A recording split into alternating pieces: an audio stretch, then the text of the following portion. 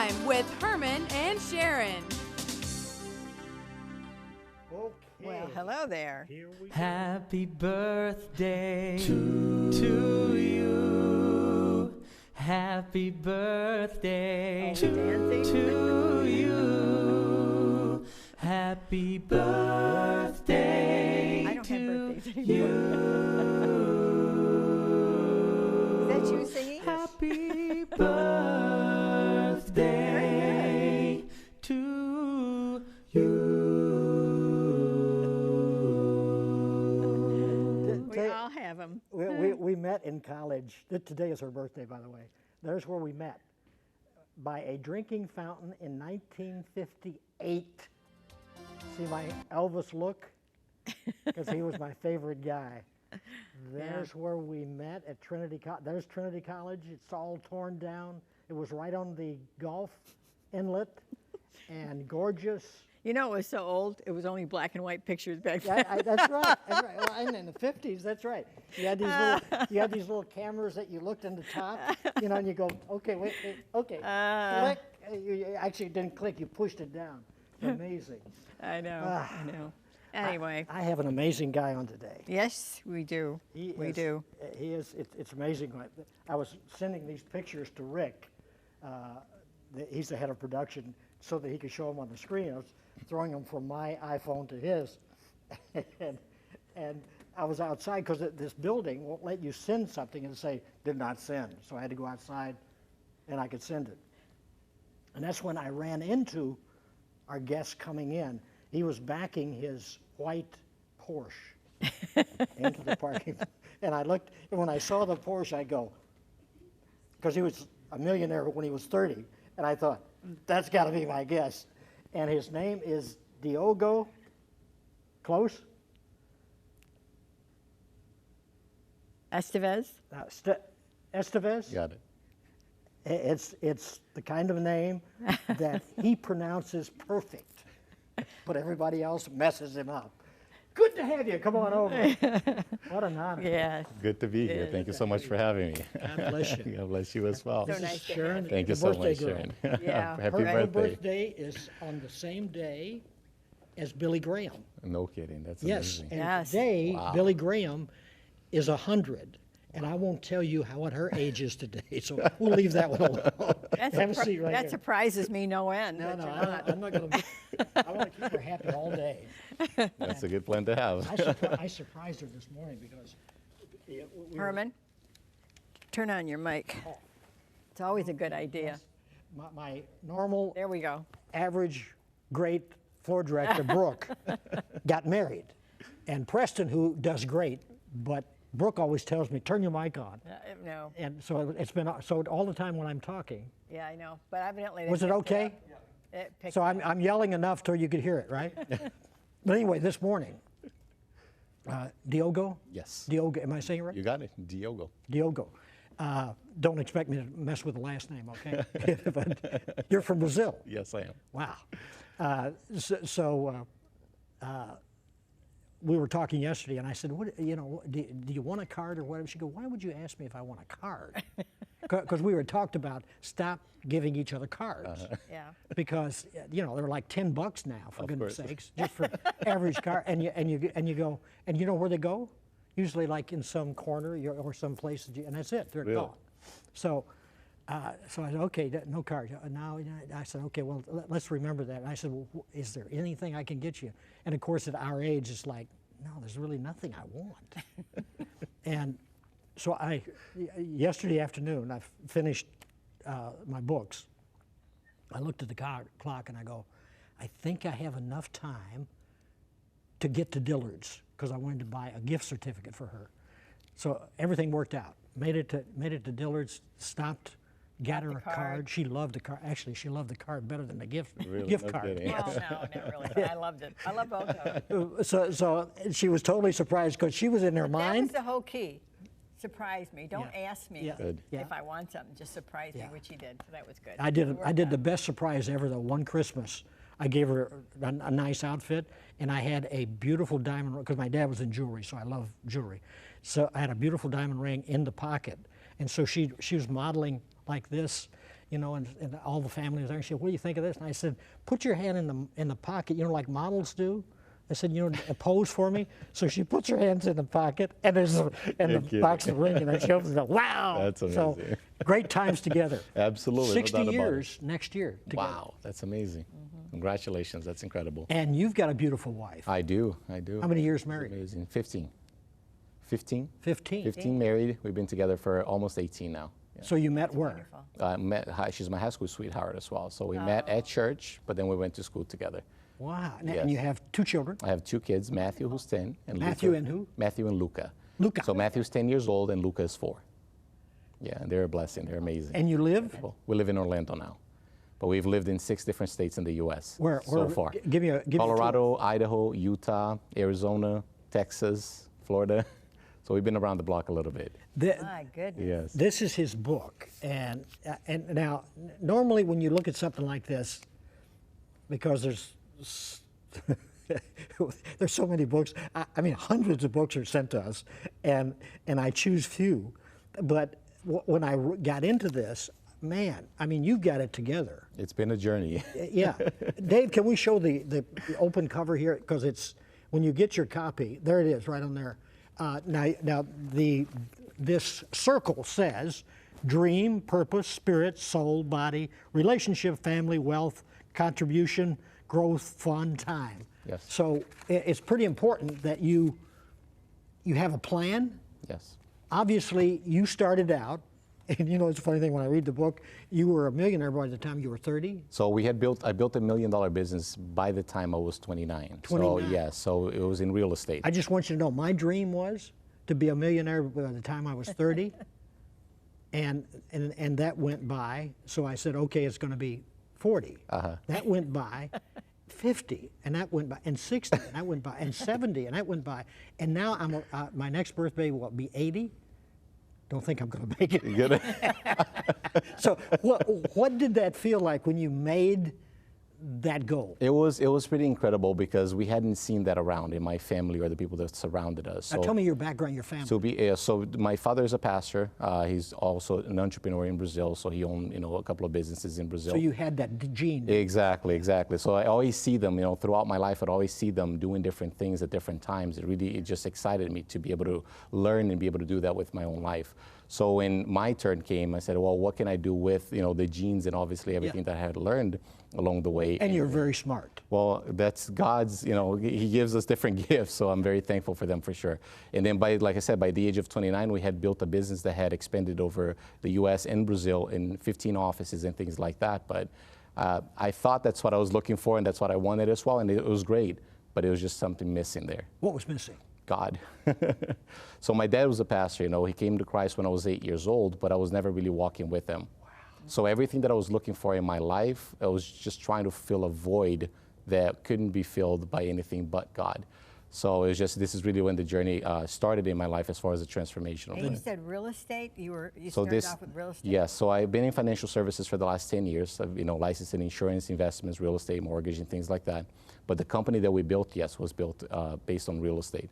We opened 3 companies at the same time. We had a real estate company. We also opened an interior design company, which was, my wife is an interior designer. And then we did a consulting business as well on the side. There are a lot of clients that are coming from Brazil to buy real estate, so we would help them buy the house, furnish the house, and get all the paperwork together. So this is how we, we ended up growing to. I wonder why did your parents decide to come from Brazil to come to America? Why did they come?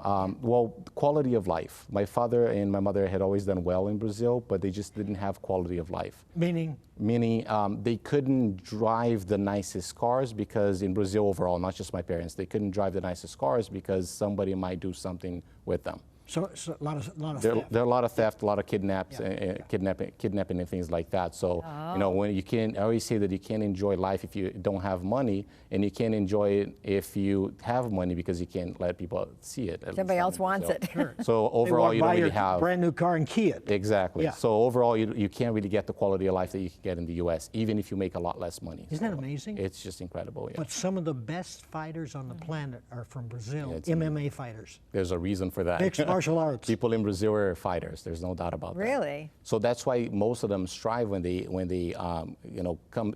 They thrive when they come to the U.S. just because they're so used to battling things that you don't have to fight with in the U.S. So it's just amazing. Yeah. Okay, by the way, you talk about the journey of a Kingsman. Yes. Now, what is, in your verbiage, a Kingsman? So a Kingsman, in my mind, is someone who understands that they were created for a unique purpose, that they're special and they have unique talents, and they were placed in this world for a very specific reason. This is what a Kingsman is. They want to do something better with their lives. They want to reach their God-given destiny, and they want to understand what their purpose in life is. Now, Kingsman is the lowest ranking officer if you look at the British Army, that's the lowest ranking officer. And it's just, to me, just sounded right, because we're serving God. That's what we're doing at the end of the day. So it's humankind at the King's service. You have each chapter, instead of chapters, you have quest. Yes. Quest 1, 2, 3, 4, and so on, 12 quests. And let's start with the first quest. Why are you here on this planet? Yes. Imagine driven by purpose. So you've got to figure out, okay, why am I here? Yes. Did you ever think that before you were very successful? Oh, I didn't. Well, I thought I did, but at the end of the day, I didn't, because that was the very moment when I got down on my knees in my home, that day almost 3 years ago, is the day when I really started understanding purpose, because everything up until that point just didn't make sense. What happened? Take me to that point. On your knees, I mean, because we have people watching Yes. that are almost, they probably are very, very successful or whatever, and there's something missing. Yes. What did that do when you got on your knees? I just think that throughout our lives, we're constantly being shaped by society and our parents and the people that are helping raise us. And we're usually taught that we should be seeking something specific. And when you finally reach that one thing specific and you don't find that fulfillment, that joy, you look around and you're like, what else is there? Is there something else? So that day at my house, almost 3 years ago, when I got down on my knees and asked God to literally take my life or give me purpose, was just very impactful, because from that moment on, everything started changing. Now, I had achieved what I thought I wanted in life, and most people on the outside would look at my life and say, I wish I had your life. And in my mind, I'm thinking, you have no idea what you're asking for, because what they didn't know is that I had gone through 8 years of deep, deep depression, Yeah, in anxiety, and all fact, kinds of Quest things. 2. Oh, you did? Quest 2, you say, I was becoming a beast. Absolutely. What was that? Because bad. you're very soft-spoken. I mean, I can understand if you had this, as a millionaire, you had this big office and the people come in and it's like they're going to do this big business thing with you, and somebody that has your calming demeanor would just go, okay, this is where I But want to that's be. what was not going That on wasn't inside the of case you. back then. Yeah. There was, like I said, there was a very big transformation that took place at that time. Okay, all right. But it was a journey. It wasn't just something that happened and overnight everything became well. This didn't happen overnight. It took a few years for me to finally get to this place. Walk with me on that journey. I mean, you knew something had changed. I knew something had changed, I just didn't know what yet. And then it was just amazing to see as I watched God start placing people in my life that would help me along the way, just to really understand how to fulfill that, how to find my purpose, and how to eventually fulfill my destiny, which I believe I'm on track now to be able to eventually fulfill it. So money just didn't do it for you? No, then? money is great. External things are phenomenal if you have them at the right time and in the right way. I think that what happened in my life, and what I believe most people do, is that they make that the main thing. And I think it's great when it's a byproduct of something else. So being able to have, reach a $1 million net worth by the age of 29 was great. But then what else was there? Money is great. The stuff is great, but as a byproduct of the main thing, which I believe is fulfilling your mission. Where you hear that, I mean, with the stars and with the ball players, and once they get the biggest home they can get and the most cars that they've ever wanted, and they're interviewed. Yeah. I've heard so many of them say, they say, well, don't get caught up in fame and money, because it's not all that it's made out to be. And you hear that coming from them. But I know a lot of people looking, that goes right past their ears. They just think, I want to be him. Yes.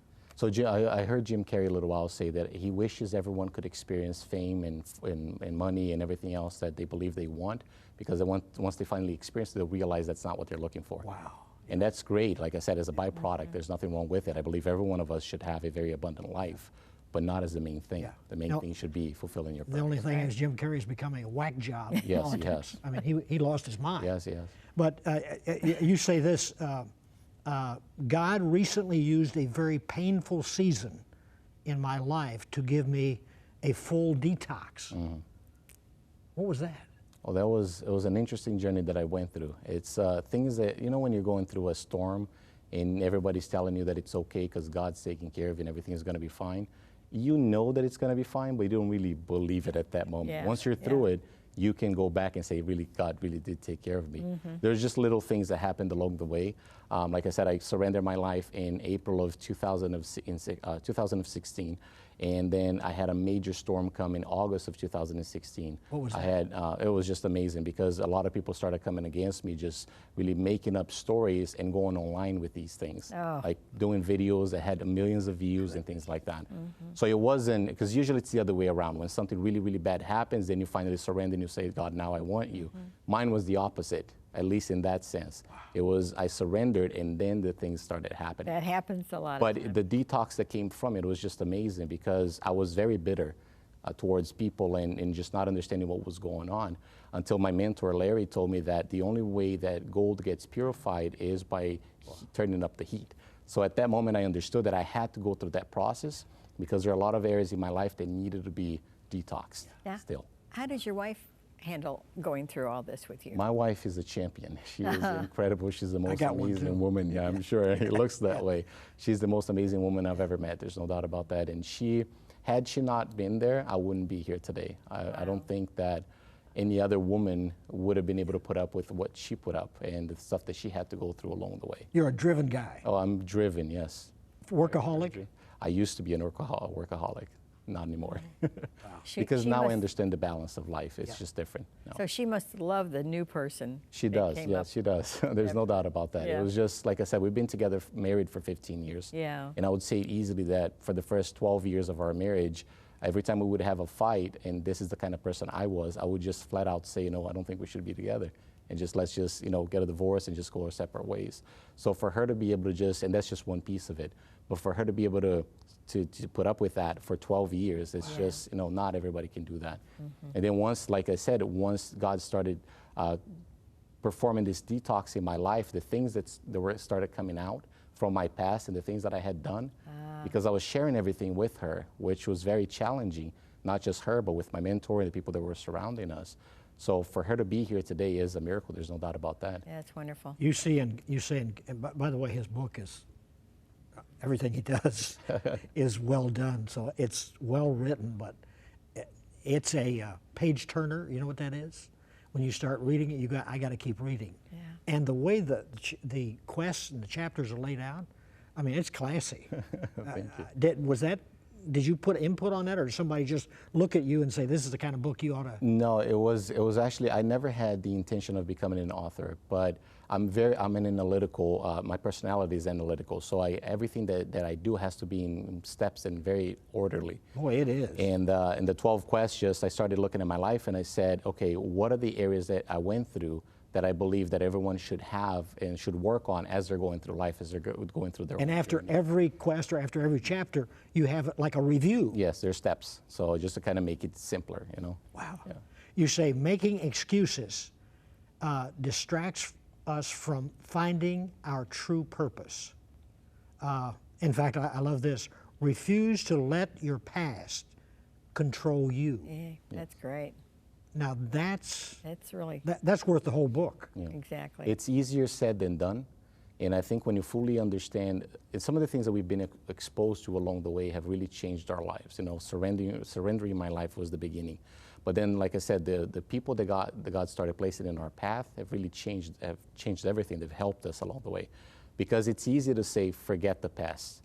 But you got to understand how it really works deep down in your soul and your emotional wounds and how to get them healed and how to eliminate traumas from your life so you can finally move on. And a lot of people don't understand that concept. They don't know what to do about it either. Your wife's name is Daniela? Daniela, yes. Daniela. Yes. Do you, when you embrace Daniela, say thank you for keeping me? I do every time. I do her. I mean, right often I'll say thank you for not Yeah. Giving throwing up. me away. Yes. Yeah, because she should have. Yes, you should have. Yes, my wife too. Yeah. Yeah. I often ask her, I said, why did you just endure through this whole thing? It was just, you Yeah. could see that it's a God-given strength. Otherwise, Yeah. we wouldn't be together today. Right. So Have you I'm ever done a grateful. 40-day fast? Yes, I have. What is that? Because I fast 2 days out of every week, Okay. and have for about 7 years, and it's just a way of life with me. But I've never done a That's 40 a long. day. That's a 40 long days time. was interesting. I lost 40 pounds through that fast. It Did you now No in food. my fast? I never lose energy. I exercise the same way. Yeah, towards the end, I think I lost a little bit of the energy, but throughout the whole process, I was actually gaining energy. Were you under a doctor's? I was, so I did I was gonna check say, with they the say doctor don't do it before I went without- in. We did some exams, and then I checked with them afterwards, and everything was actually better after the 40-day fast. Good. So it's pretty incredible. Okay, what did you experience after 40 days, and during the 40 days? It was an amazing amount of clarity, which I had never had before. Not to that level. Spiritually? Spiritually and mentally, and just every day, it just helped me a lot. As far as understanding, some of the things that I didn't quite understand, and that some of the pieces that were missing, and just really being able to focus, because it just seems like we're so consumed with the stuff that we do on a day-to-day basis, and food is one of them. It's like, what am I going to eat next? What am I going to eat for dinner? Yeah, What am I going to eat yeah. for lunch? Yeah. So eliminating that from your life is already a big thing. I've got so many questions right here. I'm trying to go as fast as I can because I don't want it to feel like we're hurried. But you say God brought a mentor, Larry, Yes. into your life, and you suggest we need mentors. We do. So I always looked at him as at a mentor as someone that has been there before, so they can operate as a guide and not as a travel agent. Because the travel agent sends you the ticket, sells you the ticket, and you can go your way. The mentor actually guides you along the way. So an older person usually? Exactly, someone more experienced, not Yes. necessarily as far as age goes, but someone that has already experienced what you're currently It'd experiencing. be hard for me to find somebody older than me. but that is important. Yeah, but most people think that it's an age matter. It's a matter of age, and Yeah. sometimes it's not. Sometimes I've gone through something at 30 that somebody at 80 hasn't gone through yet. So That's how true. will this person act as Yes. a mentor if they have Yes. never experienced it before? Exactly. And you're very good in finance. Know what your financial and life goals are, and then work to achieve them. In fact, you suggest that you own property, right? Oh, absolutely. It's a piece of the overall financial plan, but most people don't know what they're doing, and they don't know where they're going. And if you don't know where you're going, how do you get there? They don't realize where they are, where they're going, what they have to do. They're really completely And they don't unaware. know who to ask to even They know don't. how to Who do you get there. trust? And most of the people that are out there doing this sort of thing, Yeah. they're usually selling you a product. Exactly. So they don't really care about your overall financial They have an picture. agenda. Exactly, they always have an agenda. So when I look at the 12 quests, I'm always looking, okay, how is your financial life going to impact all of the other 11 ones? Because if we're taking an action today that's going to damage another area of your life, then we can't take this step. But most people they're completely unaware of that. How will they help other people with it if they don't even know what they don't know? Wow. Right? Now, do you have people that what they do is just 100% the wrong thing? Oh, yes. And they've got in their mind, I figured it out. Absolutely. What do you do? Well, you have to try to help them, but you can only lead the horse to the water. You can't drink the water for the horse. So with what I do is, I always try to get people to see a different perspective. I've always tried to paint a different picture of the decisions that they're making today. Are they going to lead them to where they want to be eventually? And if not, then what do they have to do today? Albert Einstein used to say the definition of insanity is what? Doing the same things over and over again and expect a different result. Right. When they look at their parents' life and they see that their parents haven't been able to accomplish anything financially speaking, and they're doing the same things as their parents, then what's the point? You're going to get the same result. So we got to change it if you want to get to a different destination.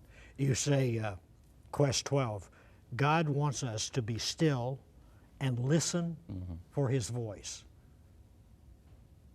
What does that sound like? Well, this world is extremely noisy. Think about this. We have our phones, Yeah. and in there you have your email, you have TV, you have, I mean, you have everything in there, right? Social media. So there's so much noise that you never really stop to listen. One of the things that helped me throughout that 40-day fast was that I started listening for the first time.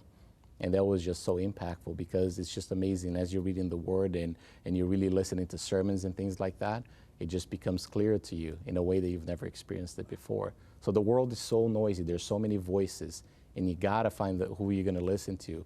But you know, you should really listen to God. And how do you do that? You gotta turn down the volume. You know? That's your camera right there. Okay.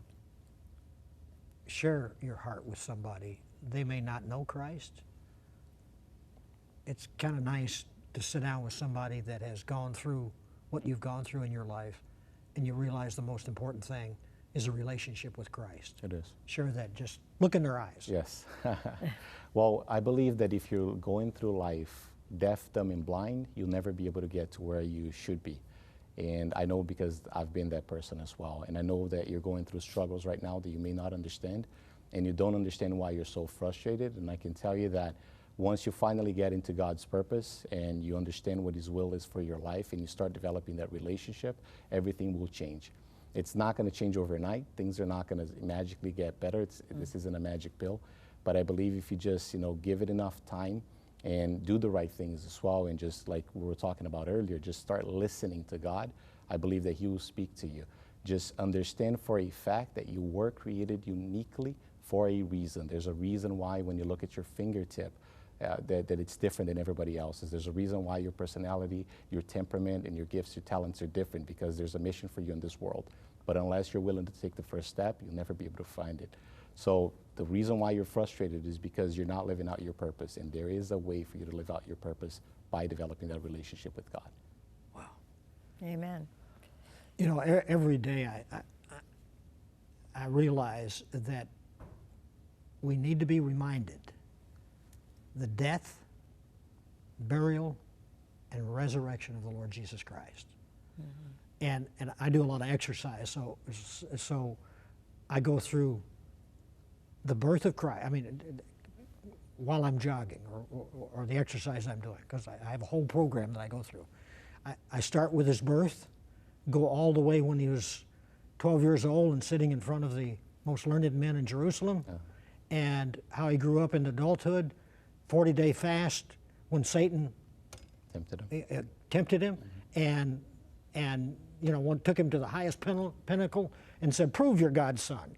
Cast yourself down. If you're really Him, He will never allow you to be killed on the rocks below." And finally, Jesus said, "Satan, get behind me."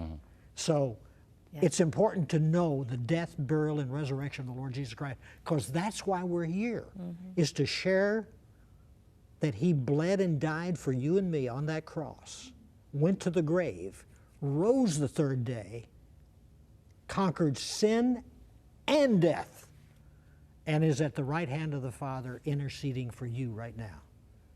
Call upon Him. He's listening. He's waiting. God bless you. Bye-bye.